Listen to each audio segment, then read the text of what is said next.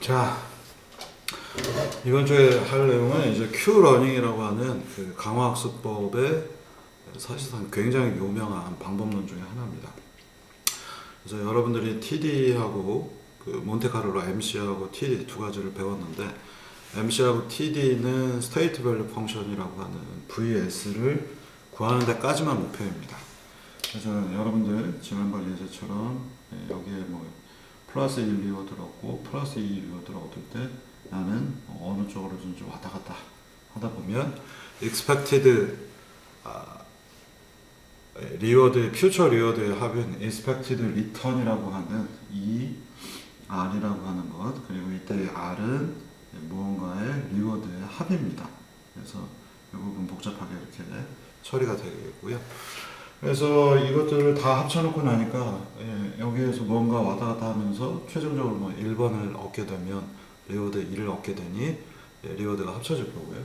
몬테카를로나 TD를 이용을 해서 얘네들을 이 공간 안에 대해서 이렇게 VS가 얻어집니다. 이걸 얻는 방법이 바로 TD 또는 몬테카를로 MC가 되겠고요. 이 위에서 왔다 갔다 하면서 얻어졌던 리워드들을 플러스 1을 얻건 플러스 2를 얻건 또는 마이너스 0.1을 넣어서 그걸 전부 다 합친 다음에 리턴으로 바꿔서 그 리턴 값을 평균을 취하게 되면은 스테이트에 대해서, 이게 시간에 대해서 움직였지만 이제 자리, 이 공간 안에 스테이트, 이 하나하나는 스테이트가 되겠습니다. 얘네들이 이렇게 움직이는 건 시간에 대해서 움직인 거고요. 그죠? 그리고 나서는 이 시간별로 어느 스테이트를 지나갔는가를 토대로 우리는 S라고 하는 공간 위에다가 최종적인 함수 VS를 얻을 수가 있었습니다. 그래서 이 스테이트 밸류 펑션을 얻었는데, 여기까지 얻고 나서 나면 그렇구나, 뭐 여기로 가면은 최종적인 expected return에 대한 기대값이 좀 낮고 이리 가면 높구나, 이 정도 선 외에는 여러분들이 뭐 근데 이걸 갖다 뭐에 쓰지? 라고 하는 좀 왜 여태까지 이런 걸 배웠을까 하는 자괴감에 빠질 수 있는데요. 자, 이게 왜 여기까지는 그렇다 치겠는데 이걸 배워도 하나도 재미가 없는 이유 중에 하나는 바로 결정을 못했기 때문에 그렇습니다. 여기에 에이전트가 이렇게 자리하고 있는데, 그렇구나, VS가 이렇게 나왔구나. 이 VS만 가지고는 이 스페이스에 대해서 expected return이 이쪽이 높고 이쪽이 낮다라는 것 외에는 별다른 가르쳐줄 수 있는 요소가 없습니다. 자, 그런데 이제부터 얘가 무언가 그렇다면 나는 이쪽으로 가야겠네, 이쪽으로 가야겠네, 갔더니 또 이쪽으로 가야겠네 해서 최종적으로 여기를 갈 수 있는, 즉 액션이라고 하는 부분을 결정을 해보도록 하겠습니다. 근데 이 액션을 뒤에서도 얘기하겠지만 여러분들은 내가 오른쪽으로 가려고 했지만 실제로 오른쪽에 못 가고 왼쪽에 있거나 또는 제자리에 있는 것들도 이 강화학습법의 세계관에서는 인정을 하셔야 됩니다. 그러니까 우리가 모터를 가지고 왼쪽 오른쪽 모터를 가지고 똑같이 앞으로 가라고 해도 자동차는 삐뚤어져 있을 수 있죠. 바로 이런 부분인 겁니다.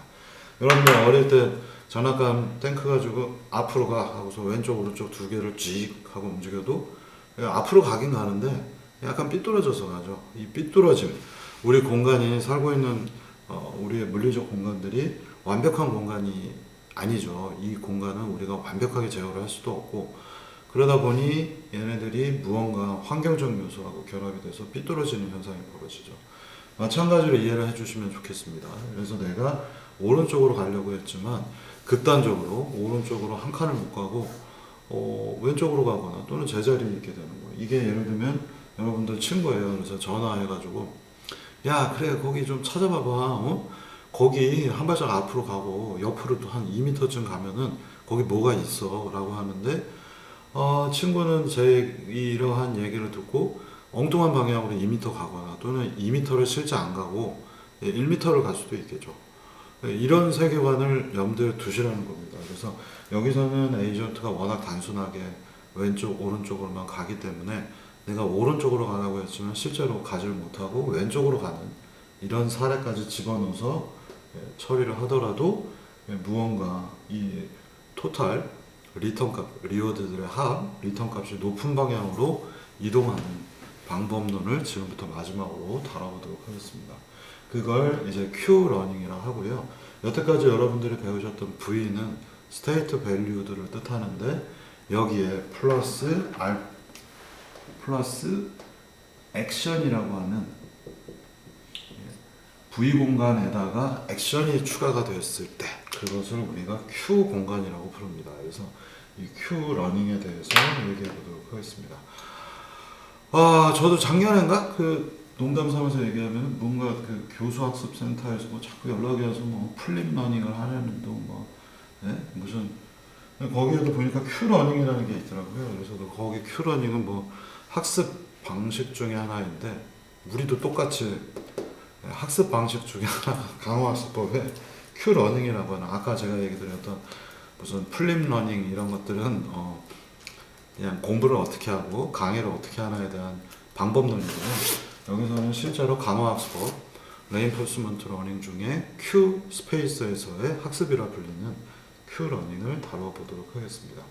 저희 Q 스페이스에서의 학습을 여러분들이 액션을 결정하는 요소로서 여기까지 하셔야 내가 강화학습법을 쓸 수 있다라고 생각을 하게 되겠고요. 앞부분에 V까지 보시는 것은 그 공간에 대한 일종의 분석과 같습니다. 그래서 그 분석과 같은 결과를 토대로 내가 액션을 결정해야지만 현재 내가 어떤 상태에 있는데 여기 누가 때렸어요. 그러면 맞았구나, 리워드가 나쁘구나, 마이너스구나, 아무 거기서 변화가 일어나질 않잖아요. 그래서 이렇게 한 대 맞으면 내부적으로 제가 액션을 결정을 해서 뭐야 씨 하거나 도망을 가거나 뭐 이런 액션들을 결정을 해야 로봇 쪽에 써먹을 수가 있겠죠.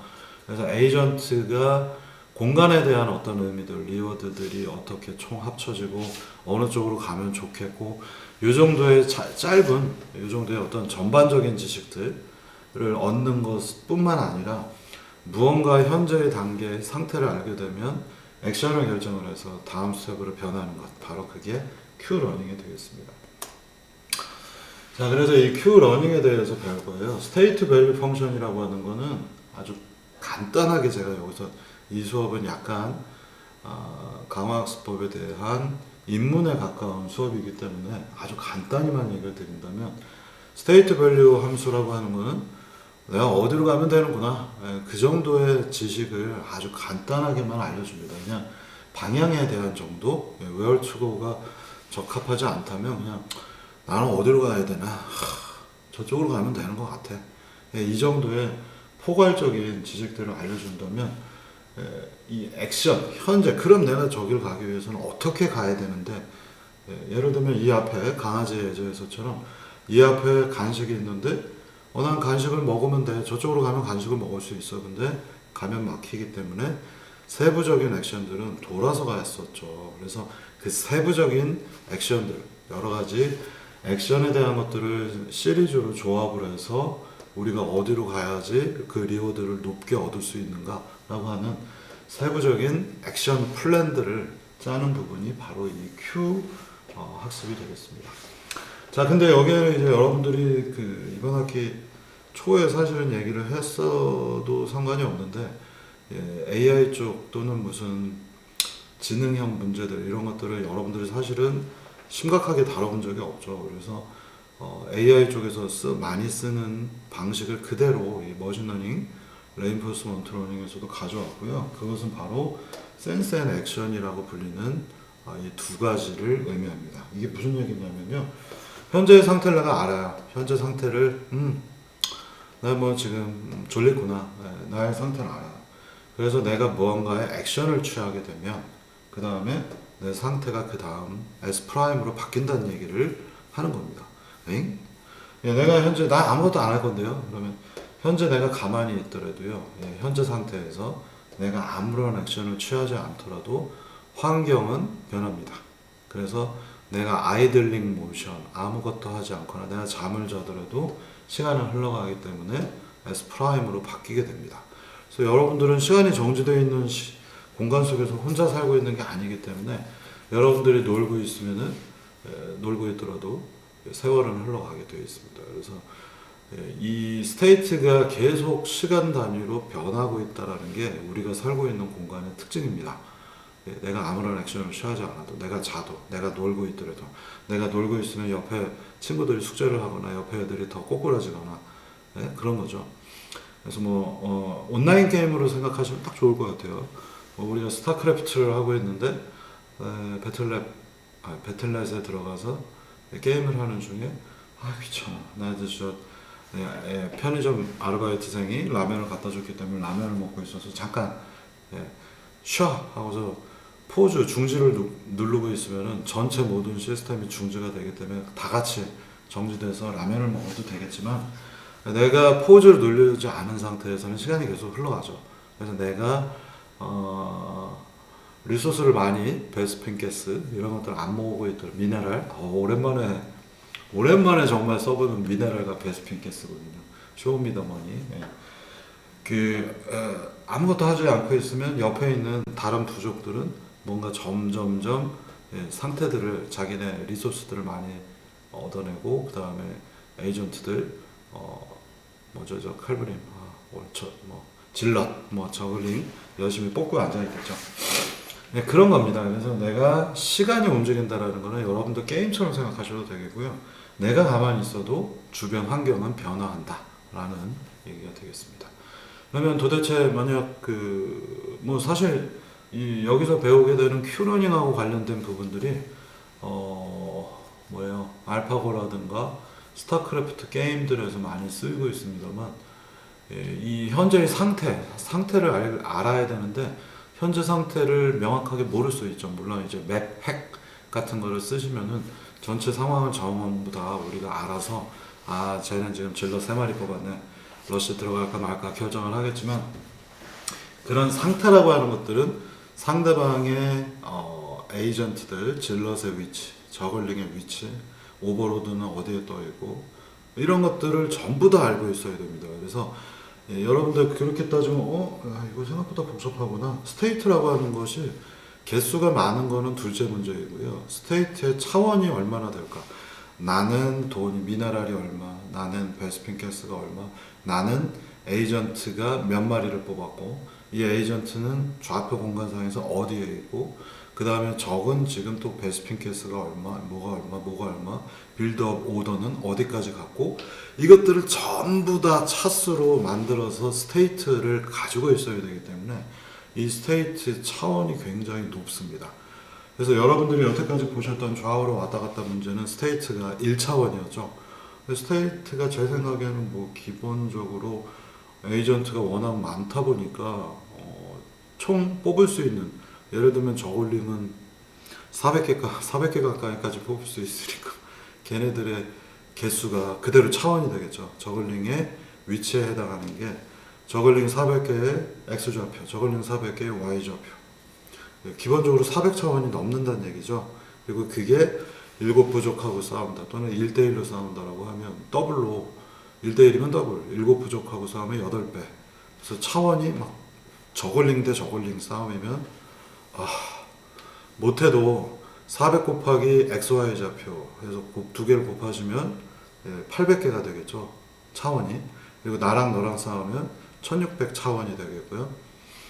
그러면 거기에다가 얘네들이 한마디로 라이프들이 들어가 있으니까 800개가 800개가 400개가 800개인데 총 800개의 현재 라이프 상태, 업그레이드 상태 하면 차원이 쫙쫙쫙 800 곱하기 n배로 쭉쭉쭉쭉 늘어나겠죠. 못해도 1대1 게임이라 하더라도 제 생각엔 적당히 따져도 한 7, 8천 차원 정도는 될 것 같고요. 조금 더 세부적으로 따지면 10,000차원 정도 될 겁니다. 이런 젠장, 10,000차원이 된다, 1대1로 게임을 하는데 차원이 10,000차원이 되고, 그러면 이 10,000차원이 베리에이션들이 막 일어나게 되면 스페이스가 너무 크죠. 10,000차원 정도 되면은 바둑보다 큽니다. 바둑은 191개가 각각 뭘로 차이 있는지를 알려주는 것이기 때문에. 그런데 우리는 게임을 할 때 그 많은 한 10,000차원, 7, 8천 차원 이 정도 되는 차원을 그대로 인식해서 저기에 있는 저글링 하나가 지금 옆으로 X좌표에서 픽셀 한 칸만큼 움직였네? 라고 하는 것들은 우리가 게임을 하는데 전혀 중요한 변수가 아닙니다. 그죠? 저쪽에 있는 저글링을 내가 맵팩으로 잘 보고 있는데 저쪽에 있는 저글링이 지금 이렇게 극착 이게 뭐가 그렇게 중요하겠어요. 옆으로 한 두 칸 정도 움직였다고 해도 그거는 게임을 하는데 전혀 지장을 주지 않습니다. 그래서 예를 들면 저글링 스타크래프트 게임을 하고 이거는 내 스테이트들이 쫙 차원별로 정의되어 있고 이거는 상대방 쫙 정의되어 있으면은 여기 있는 거에 하나가 X좌표 하나가 Y좌표인데 여기 있는 저글링이 옆으로 한 3칸 움직였다 하는 것은 나의 스테이트 벡터에서 분명히 다른 요소이긴 하죠. 옆으로 한 칸 갔기 때문에. 그렇지만 이건 게임을 하는 데는 별로 중요한 요소는 아닙니다. 그러면 이 스테이트는 쓸데없이 차원만 높게 잡은 것이 되겠죠. 그러면 여기에는 게임을 할 때 얘네들의 위치가 나보다 얼마만큼 가까운가 뭔가에 대한 기준들이 사실은 더 중요하다는 얘기고요. 그렇다면 내가 스테이트라고 하는 거는 단순하게 저글링이 몇 마리 있는가 걔의 위치가 어디 있는가가 아니라 걔의 위치가 나의 주력 부대하고의 위치가 얼마만큼 차이가 나는가 또는 오버로드가 내 허공, 내 기지 근처에 얼마나 가까이 있어서 내가 러커를 쓰는데 지장이 있는가 이런 요소들로 스테이트를 만드는 것이 올바른 요소이겠죠. 그리고 그 스테이트라고 하는 것들은 여러분과 저의 머릿속에 서로 다른 형태로 자리를 잡고 있습니다. 그래서 어떤 친구들은 그 스테이트들을 되게 잘 모니터링하고 있고 그 스테이트들을 되게 게임에 이길 수 있도록 유리하게 해놨기 때문에 그 사람들은 게임을 굉장히 잘하고 있고요. 똑같이 스캔 때려서 모니터링하고 있더라도 초보들의 경우에는 뭘 봐야 되는지 모르기 때문에 이렇게 거대한 차원의 스테이트를 유지하니 괜히 손만 바쁘지 게임을 잘 못하게 되겠죠. 그러면 도대체 이 게임을 잘하기 위해서 이 안에 있는 이 무지막지한 스테이트들을 하나의 스테이트예요. 이게 차원이 큰 이 스테이트를 다 볼 필요가 없고 굉장히 중요한 것들만 내가 보면 된다. 그래서 스테이트의 차원을 대폭 줄여야 되는데 이게 한 8,000 차원이라고 했을 때 얘는 중요하지 않고 한 10대 개만 있으면 되겠더라 라고 하는 형태로 바꿔주는 역할은 누가 할까요? 스테이트는 그 자체로 봤을 때 이 게임 전체의 모든 캐릭터들, 모든 자원의 정보, 모든 캐릭터의 위치, 에너지, 업그레이드 상태 이런 것들을 보지만 이게 게임하는데 그렇게 다 중요하지 않기 때문에 이 한 8,000 차원 정도 되는 스테이트의 양을 10개 또는 한 20개 정도의 차원으로 대폭 줄이는 작업을 우리의 뇌가 하고 있죠. 그리고 그건 게임을 진행하면서 여러분들이 점점점 자기만의 빌드 오더도 갖게 되고 중요한 포인트들에 대한 웨이트도 조절하고 있죠. 그래서 무언가 여러분들 게임을 하면서 머릿속에 내가 중요하게 체크해야 될 것이라고 하는 것들이 스테이트 차원들을 이루고 있게 됩니다. 여기서 이렇게 가는 과정은 여기는 8,000개, 여기는 한 10개 이렇게 스테이트가 고급화되는 방법은 강화학습법 자체에서는 지원하지 않습니다. 그래서 바둑이라고 하는 거, 바둑이 강아지가 아니고요. 바둑 고프로가 아니죠. 알파고 같은 게임에서는 바둑의 차원이 191 차원인가요? 뭐 81인가요? 뭐 하여간 되게 그 가로 세로 해서 모든 칸을 다 채울 수 있잖아요. 바둑알로 하얀 돌 아니면 까만 돌 아니면 빈 칸. 걔들이 곧 차원이 되는데 그 차원도 한 190개가 넘기 때문에 문제를 풀 수가 없더라. 너무 거대해서 라고 하는 게 알파고 이전에 바둑 게임들의 정설이었어요. 그런데 8,000개 정도가 된다면 스타크래프트는 불가능한 문제가 되겠죠. 이게 한 스텝 한 스텝 계속 변할 테니까. 근데 이 문제에서 무언가 나는 한 10개만 알면 돼. 바둑도 마찬가지죠. 바둑을 못 두는 사람은 191개를 다 쳐다보고 앉아 있어야 되지만 바둑을 잘하는 이세돌이나 뭐 카저인가? 뭐 하여간 그 중국에 잘하는 애죠. 하여간 그런 애들은 정말로 무언가 고차원 지식이 돼서 이 풀 차원을 다 보지 않고 굉장히 의미 있는 저차원이지만 이 개수가 줄어들어서 스테이트의 차원은 적지만 굉장히 의미가 높은 전략적인 고수준의 차원들만 보고 있겠죠. 그럼 그렇게 차원을 그 스테이트 벡터의 무대기로 되어 있는 저수준의 많은 차원과 고수준의 작은 차원들, 여기서 여기로 이동하는, 즉 저수준에서 고수준으로 이동하는 방법은 딥러닝으로 최근에 처리를 합니다. 근데 그게 무언지는 딥러닝 처리를 하더라도 딥러닝도 모르고 그 결과물이 나온 것도 역시 해석도 불가능합니다. 그래서 이런 8,000개의 차원이 있지만 이거를 중간에 딥러닝을 써서 이것들을 뭔가 더 의미 있는 고차원화를 시키는데 그게 뭔지는 정확하게 모르는 게 현재 사용되고 있는 알파고의 기법들이고요. 이렇게 저수준 정보들을 고수준으로 바꿀 때에 딥러닝을 써서 하는 방법들을 일명 메타화라고 부릅니다. 그래서 내가 그냥 여기 있는 몇 가지들 중에 뭔가 그 조용호인가요? 옛날에 저거 잘하는 그 친구는 이것들의 뭔가 흐름을 딱 보고 나면 저수준 정보를 토대로 해서 굉장히 내가 지금 위험한 상태이다, 내가 지금 뭘 찍어야 된다 라고 하는 상태들을 고수준으로, 그리고 스테이트 자체의 차원은 되게 작게 유지를 하는 고급 기법들을 머릿속에 갖고 있는 거죠. 그래서 그게 정확하게 뭔지 모르니, 그리고 그런 부분을 어떻게 우리가 학습할지 되게 불명확했었는데, 저수준 정보를 많이 집어넣어서 뭔가 고수준화를 해서 더 의미 있는 정보들, 근데 그 각각은 뭔지 모르는 형태들로 메타화하는 기법들이 바로 최근에 가장 각광받고 있는 학습화 기법들의 주요한 쟁점이 되겠습니다. 그래서 여러분들이 얼굴 인식 같은 경우에도 보시면 하피초, 하라이크 피초 아다부스트의 경우에는 얼굴은 되게 복잡하게 되어 있지만 이거를 흐리멍텅하게 보니까 이런 식으로 볼 수 있겠다. 여기 눈이 있어서 여기는 하얀색, 여기는 까만색, 여기는 하얀색, 이렇게 단순화하고요. 그럼 이것만 가지고는 얼굴을 만들 수 없잖아요. 이렇게 된 상태에서 내려간 다음에 바로 이 부분에서는 조금 더 까만색, 가운데는 하얗고 바로 눈이 이렇게 있는 거죠. 이런 식으로 사각형 모델을 쓰게 되면 눈이 있는 것과 조금 더 비슷해지죠. 물론 이제 여기서 더 파고 들어가서 이 꼭지는 들어가서 눈동자 하나를 가리키기 위해서 다시 이렇게 눈이 만들어질 수 있겠죠. 그래서 하얀색, 까만색, 하얀색 이렇게 세분화하는데 중간 단에서는 그래도 얘네들은 얼굴을 처음에 이렇게 봤다, 눈 주변을 이렇게 봤다, 눈동자를 이렇게 보는 것들 보면 의미가 있어서 판단하기가 좀 더 쉽지만 이거보다 더 추상적인 어떤 값들의 구조들로 바꿔놓는 것들, 그것을 우리가 메타화라고 합니다. 그래서 우리가 예를 들면 주머니에 돈도 없고 오늘은 날씨가 좀 추운 것 같고 이럴 때는 술이나 한잔 할까 뭐 친구들하고 이런 식의 사고를 할 때 별로 그렇게 딴 사람이 보기에는 또는 뭐 부모님이나 여자친구가 보기에는 또는 남자친구가 보기에는 아무런 어떤 그 전제 조건이 이성적이지가 않은 거예요. 근데 여러분들은 또는 저희들은 이 정도 조건이 됐으면은 오늘은 술을 먹어야겠네.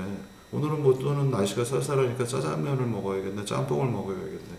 국물 있는 걸 먹어야겠네라는 아주 합리적인 판단을 하는데 자기 자신한테는 굉장히 적절한 상황이 펼쳐져 있지만 그게 뭔지는 저희도 자기 자신도 잘 모르고 남들이 볼 때는 특히나 더 모르는 경우들이 많습니다.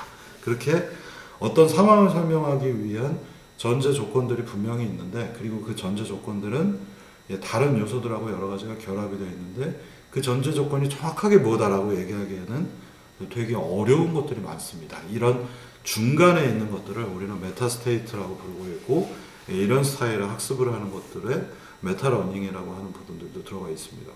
그러나 강화학습법 그 자체는 메타화를 하고 있지는 않습니다. 그러나 메타화가 됐기 때문에 스테이트의 차원이 대폭 줄어드는 것이고요. 그 스테이트의 차원이 대폭 줄어들었기 때문에 에피소딕 형태의 메모리를 이용하는 강화학습법을 적용을 하게 되면 굉장히 나이스하게 풀리는 겁니다. 그래서 여러분들이 알파고라고 하는 것들을 명확하게 이해하기는 어렵지만 그리고 만든 사람도 정확하게 이해하기 어려워요. 왜냐하면 최종적으로 강화학습법을 썼다는 건 맞아요. 그러나 강화학습법의 스테이트는 무엇이었니? 라고 물어보면 딥러닝 결과물에 의한 메타 스테이트들을 썼는데 그게 솔직히 어떤 의미가 있는지는 나도 모르고 너도 모르고 바둑하는 사람도 잘 모르더라 라는 게 현재의 상태가 되겠습니다.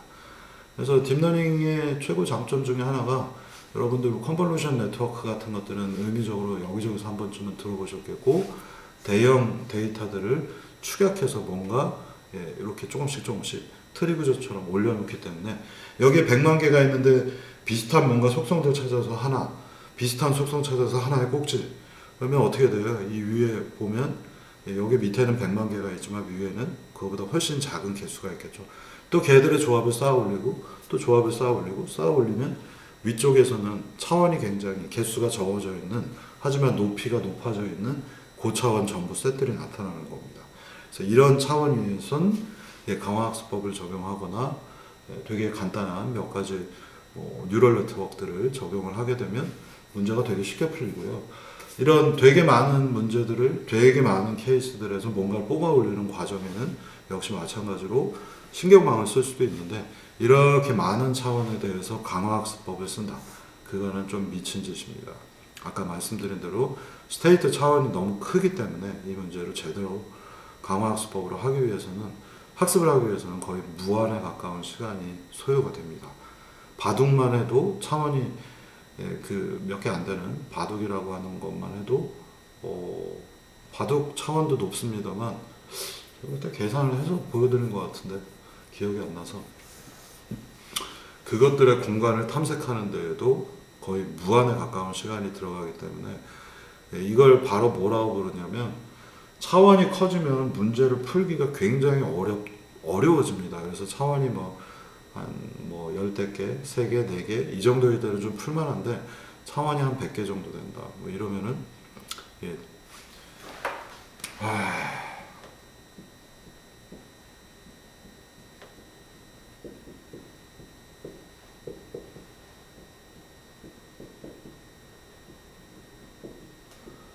Curse of the Dimensionality라고 불리는 차원의 저주라고 하는 차원이 커지는 경우에 우리는 그 문제를 풀기가 되게 어렵다라고 하는 이런 용어가 있습니다. 그래서 컬스는 저주이고요. 디멘저널리티는 디멘전, 차원에 대한 거고요.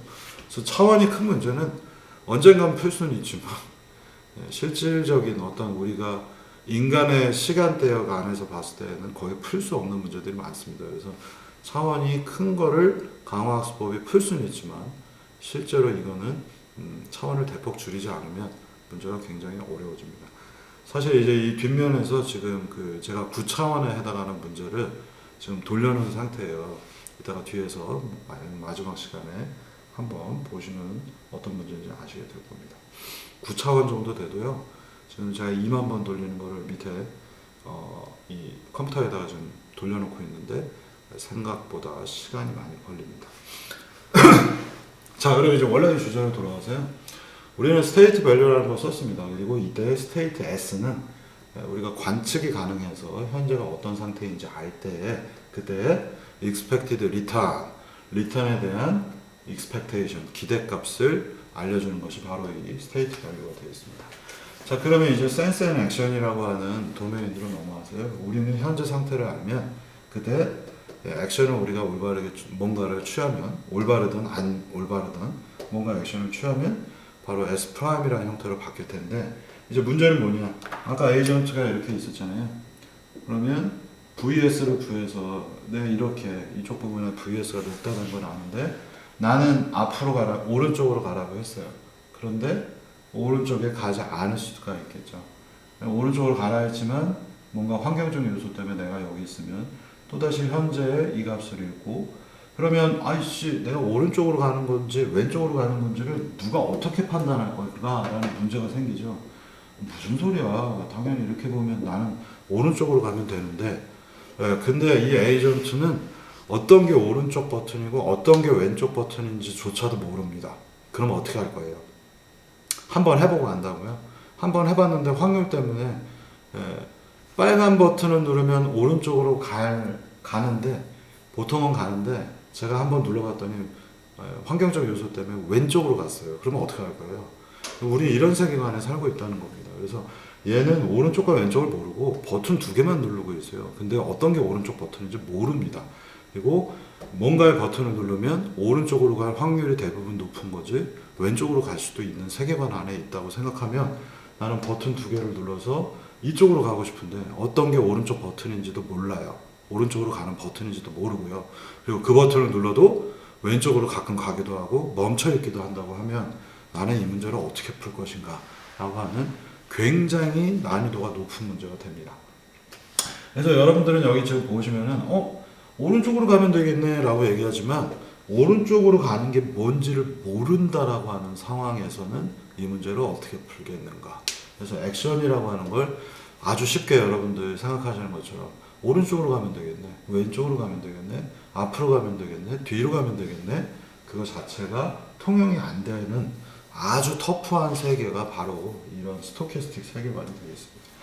자, 그러다 보니 나는 어떤 게 앞으로 가는 거고 어떤 게 뒤로 가는지 몰라요. 그리고 어떤 게 오른쪽으로 가는지 어떤 액션이 왜 뒤로 가는지도 모르고 있어요. 세상 천지분간 못하는 천지빛깔이 구별이 안 되는 이 똥멍충이 상태에 있다라고 생각을 하시면 되겠습니다. 이런 상황에서 나는 액션이라는 걸 어떻게 결정할 것인가 라고 하는 것이 바로 이 Q러닝에서 풀고자 하는 문제가 되겠습니다. 자, 그래서 이제 여러분들이 몇 가지 여기에 중요한 포인트가 나왔기 때문에 제가 이런 거예요. 여기에 observed state라는 표현을 썼습니다. 뭐냐면 내가 현재 상태를 알 수가 있어야 돼요. 관측이 가능해야 되는 겁니다. observe는 영어 표현으로 뭔가를 쳐다본다라는 표현이 되겠지만 전문이 아니라 그렇죠. 전문 용어입니다. 그러니까 학술적인 전문 용어로서도 쓰입니다. observed 그냥 이러면 우리가 볼 수 있는 뭐 이런 의미로 보통은 쓰이지만 공학에서의 observation 이거는 관측이라고 하는 전문 용어입니다. 그래서 여러분들이 나중에 컨트롤러나 자율주행 로봇 쪽을 배우시면은 어떤 거는 우리가 관측이 가능하고 어떤 건 관측이 안 되는 경우가 있어요. 관측이 안 되면 센서 달면 되지. 물론 맞는 말인데요. 센서를 달 수 없는 환경. 예를 들면 여러분들의 남자친구, 여자친구의 마음을 여러분들은 관측만 할 뿐이지 정확하게 알 수가 없어요. 그죠? 네, 여자친구 오빠가 뭘 잘못했는지 몰라? 딱 그거랑 똑같습니다. 절대로 알 수가 없죠. 그렇기 때문에 우리가 네가 뭘 잘못했는지 몰라? 네, 이 표현이 정말로 어려운 건데 진짜로 관측이 안 되잖아요. 그리고 여러분들 스타크래프트 할 때 보시면은 뭐 오버로드 또 뭐죠? 옵저버 거기 쓰이고 있죠. 예. 질럿은 아예 옵저버라고 되어 있잖아요. 예, 옵저버를 띄워가지고 관측을 해야 되는데 옵저버를 띄우지 못하는 상황. 그래서 아까 스타크래프트 같은 경우에는 맵팩을 쓰지 않는 이상 오늘 자꾸 게임 얘기만 하는 관측이 불가능한 환경입니다. 그래서 관측이 잘 안 되는 상황. 바둑은 사실 관측이 돼요. 현재의 상태를 알 수가 있어서. 근데 스타크래프트의 경우에는 관측이 안 되는 unobserved 시스템이기 때문에 문제가 더 복잡해집니다. 그래서 이런 요소들이 공학적인 요소다라는 것만 여러분들이 아시면 되겠고요. 여기 이제 웃자고 제가 걸어놓은 그림입니다. 보통 남자의 두뇌 구조, 여자의 두뇌 구조 해서 얘기하죠. 그래서 남자는 대부분이 뭐 가운데 섹스가 있고요. 그 다음에 스포츠 센터, 위험한 어리석은 추구. 여기 보시면 점으로 되어 있는 거. 냉장고와 찬장에서 뭔가 물건을 찾아내는 거 거의 뇌에 없죠. 남의 말을 잘 안 들어서 듣기률은 지금 조그맣게 점 하나로 웃자고 표현되는 그런 겁니다. 화장실 변기에 정확히 조준하는 세포도 거의 점에 가까워서 항상 삐뚤어 일을 보게 되는 것들. 이런 게 이제 남자의 구조죠. 그리고 여자 구조들은 보면 약속을 굉장히 중시하더라. 물건을 찾는 능력이 굉장히 좋더라. 이렇게 서로가 여러분들은 상대방이 서로 다르기 때문에 상대방을 이해하기가 굉장히 어렵죠. 이 관측이 안 되는 시스템입니다. 그리고 똑같이 남자를 하더라도 옆에 있는 친구가 무슨 생각을 하고 있는지 솔직히 좀 이해하기가 어렵습니다. 그래서 나는 이 자료에서 제가 얘기하고자 하는 건 뭐냐면 나는 내가 어떤 상태인지 잘 아는데 그렇게 생각하지만 실제로 그렇지 않습니다. 그래서 가끔 여러분들도 보면은 내가 아니었어. 술 먹고 나면 내가 내 몸이 아니네. 이런 표현도 쓰잖아요. 현재 여러분들이 어떤 상태에 있고 어떤 의사 결정 방식에 있어서의 상태를 갖고 있는지 여러분들도 명확하게 잘 모릅니다. 그래서 뇌 사진을 찍어도 모르는 거고요. 이거를 알아낼 수 있는 방법은 현재는 명확하게 없습니다. 이거는 단지 이제 뇌 구조에 대한 간단한 심시풀이 그림이지만 실제로 뇌 어딘가에 무엇이 배치되는 것들도 크게는 뭐 예를 들면 실신경은 이 근처에 몰입되어 있고 근데 그 부분은 맞다고 보통 얘기하지만 그 중에 어떤 부분이 우리가 뭔가 음식에 대한 부분, 우리가 게임에 대한 부분인지 정확하게 알 수도 없고 앞으로도 알기 굉장히 어려울 겁니다. 굉장히 오랫동안 모를 거고요. 이게 결국은 뇌라는 것은 화학을 기반으로 한 전기 신호들이 날아다니는 굉장히 고차적인 뭔가 네트워크 모델들로 되어 있기 때문에 이 위에서 뭔가 의식 구조들이 떠 있는데 그게 뭐 정확하게 뭐다라고 얘기하기 굉장히 어렵습니다. 그래서 여러분들이 나는 나의 상태를 알아라고 하지만 여러분들이 의식하지 않아도 눈에 들어오는 정보들을 여러분들도 모르게 이건 직선이네, 이건 짝대기네, 이건 동그라네, 이건 빨가네 이런 식으로 머리 위쪽으로 여러분들의 의식구조 쪽으로 정보를 보내주고 있지만 의식구조 밑단에서 일어나는 것들은 여러분들도 잘 모르죠. 그래서 상태라고 하는 것들은 우리가 정확하게 알기가 쉽지가 않습니다. 자, 그러면 이제 이런 여기 보시면 이제 놀궁리, 졸림, 밥, 휴식, 꿈 거의 똥멍충이 상태인데요. 여기 꿈, 나의 미래에 대한 꿈 이런 것들로 우리가 스테이트를 잡는다면 현재 상태가 헝거, 나는 돈도 필요하고 건강도 좀 신경 써야 되겠고 성적도 있고 이런 상태일 거예요. 이렇게 스테이트를 만들었을 때 그리고 우리가 이것들을 옵저버할 수 있다면 관측할 수 있다면 이 상태에서 뭔가 액션을 취해요. 그래서 여러분들이 뭔가 숙제 발표를 하거나 하면 그 다음 단계가 어떻게 될지 성적이 좀 올라갈 수 있겠죠. 근데 이 성적이 얼마나 올라갈지는 여러분들도 명확하게 모릅니다. 채점하는 사람 마음일 수도 있고요. 여러분들이 프리젠테이션을 했지만 그게 제가 원하는 스타일로 문제를 푼 게 아닐 수도 있겠죠. 또는 틀린 상태일 수도 있겠죠. 그래서 스테이트 S에서 다음 단계 스테이트 S 프라임으로 바뀌는 데에는 분명히 여러분들이 어떤 액션을 취합니다. 놀고 집에서 가만히 있는 것도 액션이에요. 아이들린 상태로 있는 것도 액션입니다. 그러면 가만히 집에 앉아있으면 배고픔의 정도 점점 높아지겠고 돈은 그대로 유지될 수 있겠고 헬스는 건강은 점점 나빠지거나 현재 상태 유지할 수 있겠고 성적은 성적대로 조금 더 떨어질 가능성이 높겠죠. 근데 그 하나하나는 정확하게 우리가 알 수가 없습니다. 그래서 현재의 상태를 명확하게 알 수 있다면 이라는 가정을 가지고 강화학습법이 설계가 됐고요. 그리고 그 상태에서 내가 무슨 액션을 취하면 근데 그게 성적이 좋아질 수도 있고 나빠질 수도 있는데 그 다음 단계에서의 스테이트를 우리가 확인을 해야 그 상태에서 다시 어떤 액션을 취하고 전체적인 리워드가 리턴 값이 높아지는 형태로 강화학습은 동작을 하게 만드는 겁니다. 그래서 이 중에 어떤 것들은 지금 보시면은요, 여기에 보시면 현재 여러분들의 성적은 여러분들이 알 수가 없죠. 그래서 여러분들이 모니터링 할 수 있는 옵저베이션 되는 것들은 이 정도 수준이 되겠고요. 얘들은 무언가 나중에 제가 변형시키는 요소들이 되겠습니다. 또는 여러분들이 발표를 되게 열심히 하고 내가 이 정도 하면 작년 답하고 똑같이 했다든가 이렇게 하면은 어느 정도의 성적은 나오겠죠. 그래서 관측은 가능하지만 그게 완전한 관측이 안 되는 이유는 제가 문제를 바꿀 수도 있는 거죠. 그래서 관측이 가능한 것과 관측이 안 되는 것들로 스테이트라고 하는 것들은 구성이 되더라. 스타크래프트에 있는 내 저글링의 상태는 다 얘기할 수 있지만 저쪽에 아직 까만색 구름으로 덮여 있는 부분은 나는 모르고 있는 unobserved state가 되겠습니다.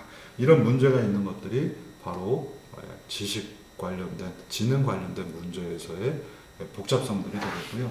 그래서 강화학습법의 경우에도 최근에 이제 그 POMDP 같은 것들은 이 부분에 대한 내가 보이지 않는 정보들도 확률 모델 기반으로 해서 이것들을 일종의 사실 네트워크를 만드는 확률 기반 네트워크를 만드는 건데 사실상 학습이라고 봐야 되겠고요. 그리고 나서 뭔가 의미 있는 행동을 하는 것들도 벌써 개발된 지 한 20년 가까이 되죠. 그래서 얘는 안 보이고 얘는 보인다. 이렇게 구별을 할 수가 있겠습니다. 자, 근데 보이지 않는 것들 중에 대표적인 것들 아주 간단한 예를 들겠습니다. 지금 제 컴퓨터 뒤에서 돌고 있는 바로 이 틱택토 같은 겁니다. 틱택토를 가지고요. 틱택토는 총 채울 수 있는 칸이 몇 개예요? 9칸이 되겠죠. 그래서 9칸을 채워놓는데 원래부터 빈 칸도 있고 동그라미가 들어가는 칸, X가 들어가는 칸도 있습니다.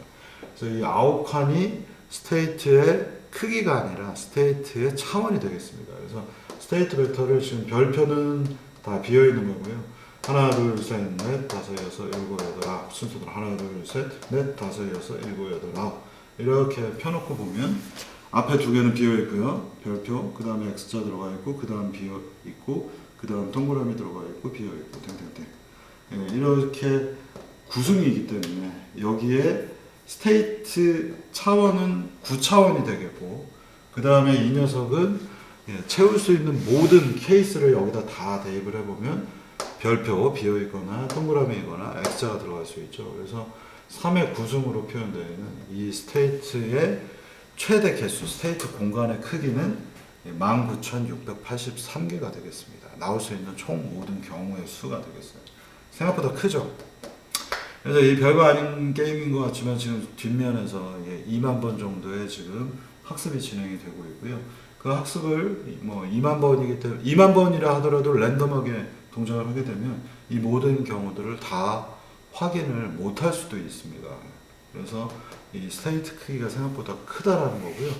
그럼 이건 뭐 나는 관측이 가능한데라고 생각하시지만 실제로 여러분들이 액션을 선택했을 때 내가 여기에 두겠다라고 하는 액션을 하나를 여기에 선택을 했을 때 여기까지는 내가 여기다 뒀으니까 쉽게 예측할 수 있지만 그렇지가 않아요. 사실은 여기다가 내가 뒀고요. 그 다음에 액션은 내가 여기다 취해서 내가 여기다 뒀잖아. 그러면 상태 아는 거 아니야? 라고 생각하시는데 상태를 모르는 이유는 상대방이 그 다음에 X자를 둘 거거든요. 상대방이 어디에 둘지는 내가 어떻게 합니까? 상대방 마음이죠. 그래서 실제 내가 여기다가 둔 순간 나는 요게 스테이트가 아니라 내가 여기다 두게 되면 그 다음 단의 S'은 상대방이 여기다 두거나 또는 여기다 둬서 S'은 내가 여기다 액션을 취했을 때 상대가 어디 둘지 모르기 때문에 S'은 완벽하게 예측이 불가능한 상황이 되겠습니다. 또는 X가 여기다 두면 여기다 뭐 비어있는 어디다 두겠죠. 그래서 총 케이스가 나올 수 있는 건 6경우가 되어버리기 때문에 지금 이 상태에서 스테이트가 생각보다 굉장히 크다. 그리고 내가 관측할 수 없는 거는 바로 상대방이 있기 때문에 상대방이 어디에 둘지 모르기 때문에 나는 상대방이 둔 다음에만 관측이 가능하게 됩니다. 이런 차이점들을 여러분들이 좀 알아두셔야 되겠습니다. 자, 그래서 이제 이 액션이라고 하는 부분을 추가해서 새로운 학습 도메인, 학습 방식에 대해서 알아보도록 하겠습니다.